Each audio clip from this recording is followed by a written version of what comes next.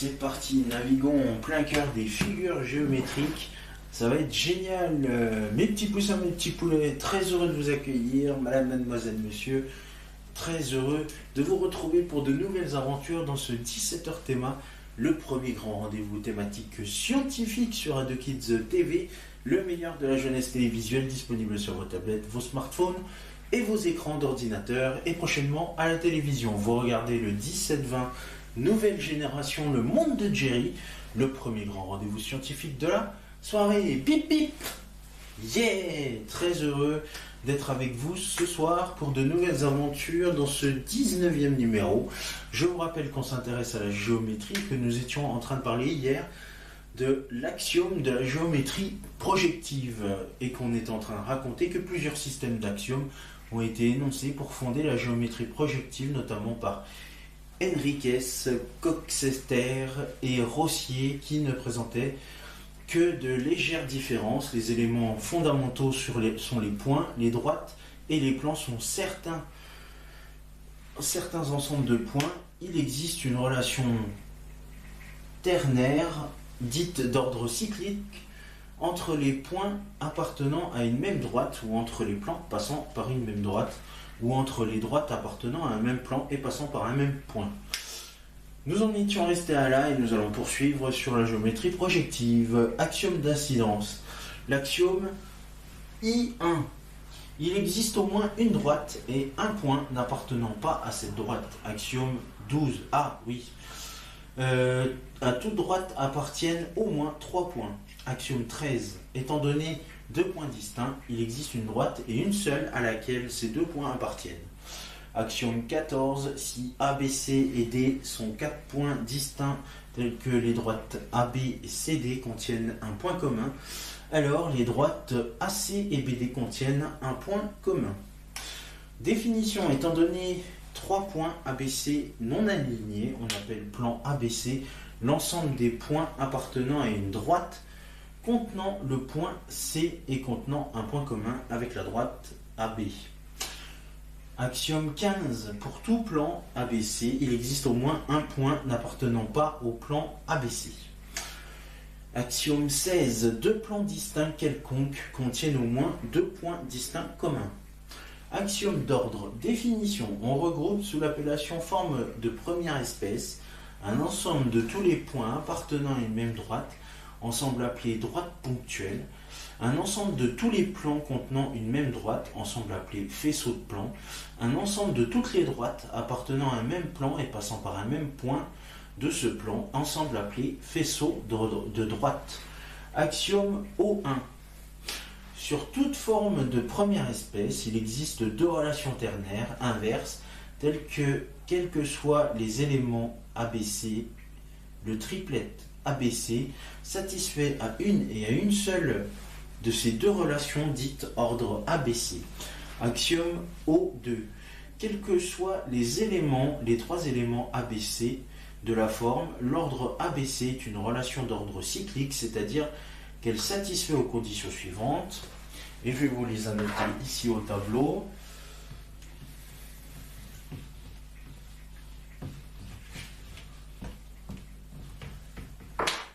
Donc c'est R de ABC, grand A, grand B, grand C, ferme la parenthèse, est égal, est un équivalent de R, grand R, C, A, B. Oui, on peut changer l'ordre des points. RABC, ça ne peut pas être ABC, ça ne peut pas être R de A, C, B. Effectivement, on n'a plus l'ordre puisque A et C ont été inversés de place. Et R, ABC.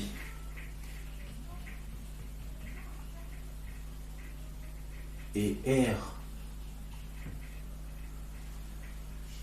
ACD. Donc là, ça marche. C'est un équivalent de R, B, C et D. Et oui, là ça marche aussi.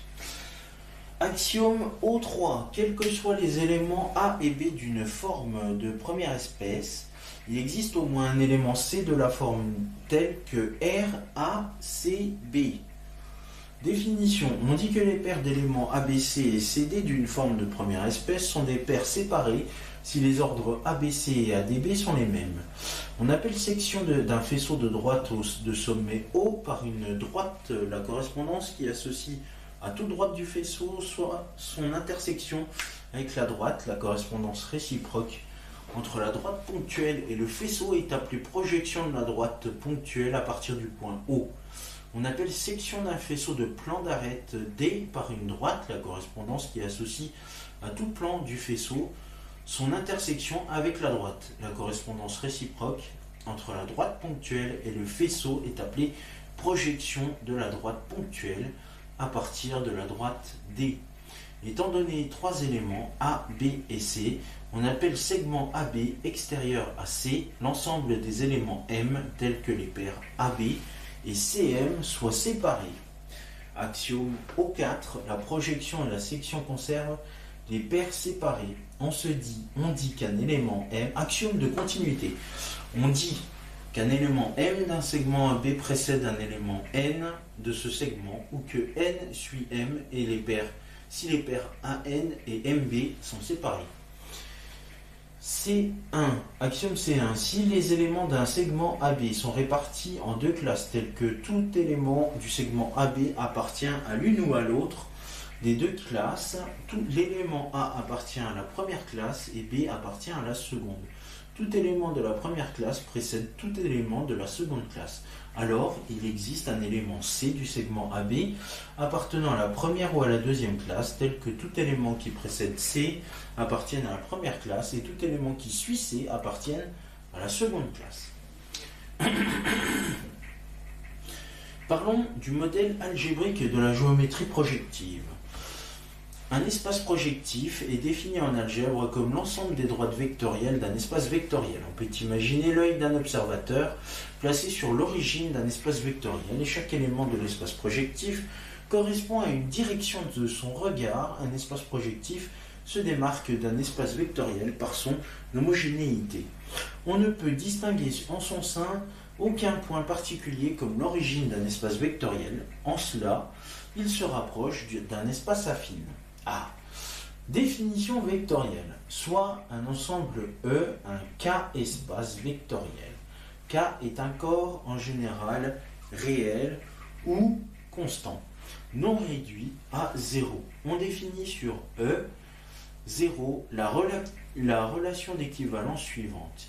X environ Y. Alors je vous l'écris X. Voilà, environ Y est équivalent dans les deux sens à epsilon à E epsilon appartenant à K',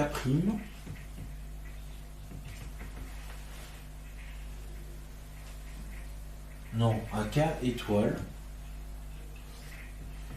virgule, X est égal epsilon, X est égal epsilon Y. Epsilon Y. Alors on appelle espace projectif sur l'ensemble E, l'ensemble quotient de E, 0, par la relation d'équivalence, PE est égal à E moins entre crochets 0.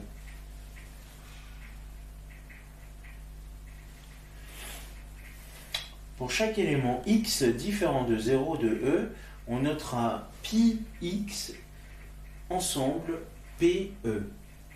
Sa classe d'équivalence, pi X, est égale à epsilon X, virgule, epsilon appartenant à K étoile. On a donc pi X est égal à pi Y si et seulement si X et Y sont collinéaires. L'application pi E-0 entre crochets, une flèche, PE est appelée projection canonique.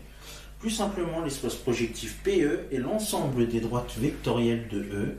L'élément πx de l'espace projectif est la droite vectorielle de E dans un vecteur directeur est x.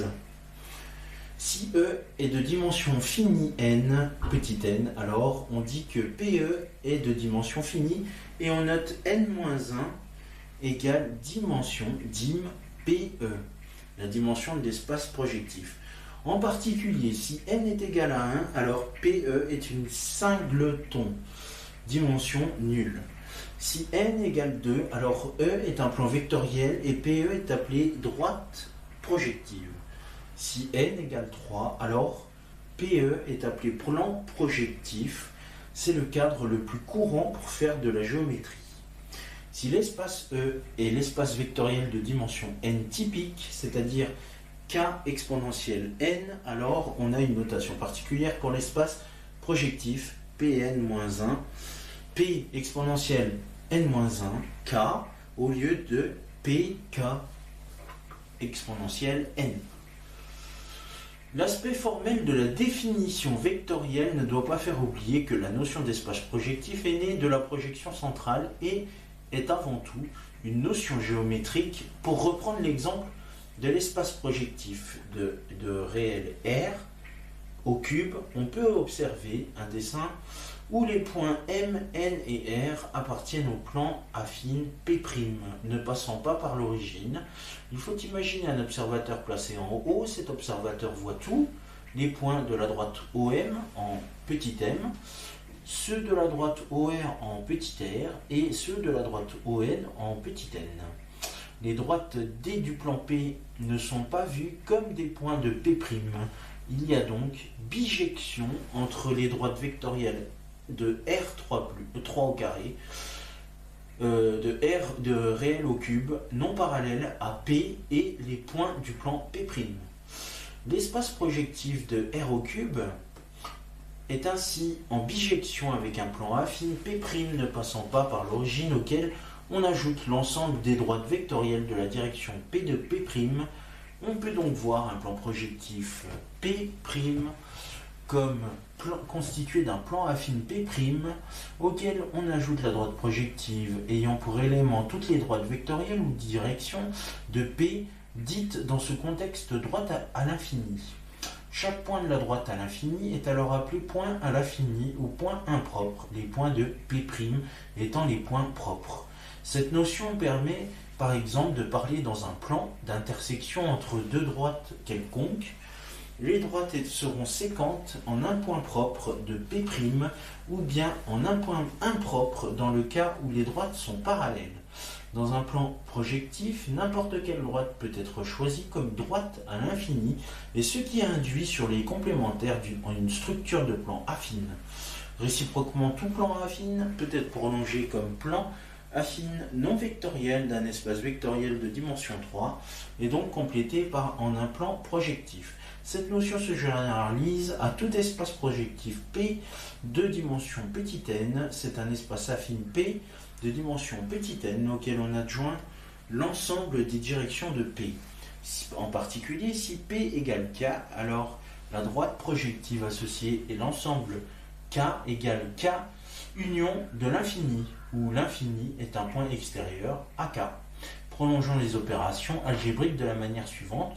Pour tout x de k, x sur l'infini est égal à 0. Pour tout x de k étoile, x sur 0 est égal à l'infini. Cette double relation d'une part avec un espace vectoriel quotienté, que d'autre part avec un espace affine complété fait la richesse de l'étude de la géométrie projective. De même, ce double aspect sera important à conserver quand il s'agira de donner des coordonnées au point de l'espace projectif. Un peu de repérage avec les coordonnées homogènes. Dans un espace projectif de dimension n, donc associé à un espace vectoriel de dimension n plus 1, chaque point m, petit m de P de E, est associé à une famille de vecteurs de E, tous collinéaires. Si E est muni d'une base canonique, on appelle coordonnées homogènes du point M les coordonnées d'un vecteur quelconque x tel que pi de x égale petit m. Un point possède donc une famille de coordonnées toutes proportionnelles entre elles, autrement dit si x1, x2, xn plus 1 est un système de coordonnées homogène de M, il en est de même de kx1, kx2, etc., kxn plus 1 pour tout élément k non nul de k. Pour tout élément petit k non nul de grand K. Parmi toutes ces coordonnées, il arrive souvent que l'on en privilégie une pour retrouver un espace affine de dimension n, petit n. Parmi tous les représentants de petit m, on privilégie par exemple celui dont la dernière coordonnée vaut 1. Cela revient à dire que l'on a projeté dans l'espace, dans l'hyperplan, d'équation xn plus 1 égale 1. Si x1, x2, xn plus 1 est un système de coordonnées de petit m, on privilégie le système de coordonnées x1 sur xn plus 1, virgule, x2 sur xn plus 1, xn divisé par xn plus 1, 1. Cela ne vaut évidemment que si m est un point propre de PE. Les points impropres sont représentés par des systèmes de coordonnées homogènes dont la dernière coordonnée est nulle. On remarque alors bien là la correspondance entre les points impropres PE et les points d'un espace affine de dimension petit n. Les points impropres de PE et les directions d'un espace vectoriel de dimension petit n. Choisir arbitrairement de mettre une coordonnée à 1 dans les coordonnées homogènes permet de définir des cartes différentes. Et nous allons en rester là pour aujourd'hui et nous poursuivrons demain une dernière fois concernant la géométrie dans le 20e numéro de ce rendez-vous théma consacré à la géométrie. Et nous n'avons encore pas fini avec les mathématiques, mais nous allons pouvoir changer de thème à partir de demain.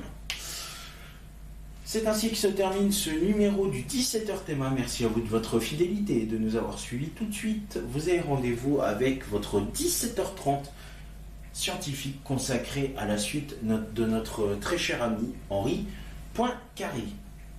Je vous embrasse et je vous souhaite une excellente après-midi sur AdoKids TV. Bien évidemment, le monde de Jerry se poursuit et je vous remercie beaucoup et on se retrouve très vite pour de nouvelles aventures, même mieux, même heure. Bip bip. Yeah, merci, salut.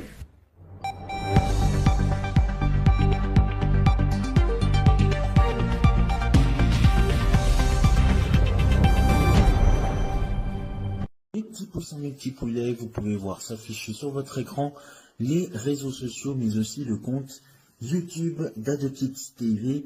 Commentez, likez sur Facebook et Instagram et abonnez-vous à la chaîne YouTube d'AdoKids TV. Et c'est ainsi que se termine ce 17h théma. Merci à vous de votre fidélité et de nous avoir suivis. Nous nous retrouverons pour de nouvelles aventures dès demain. Et tout de suite, il va y avoir votre rendez-vous scientifique le 17h30 avec l'histoire d'un des plus grands scientifiques de notre ère. Vous avez vu les réseaux sociaux, je vous embrasse et je vous souhaite une excellente fin d'après-midi sur AdoKids TV ensoleillée. Merci. Salut.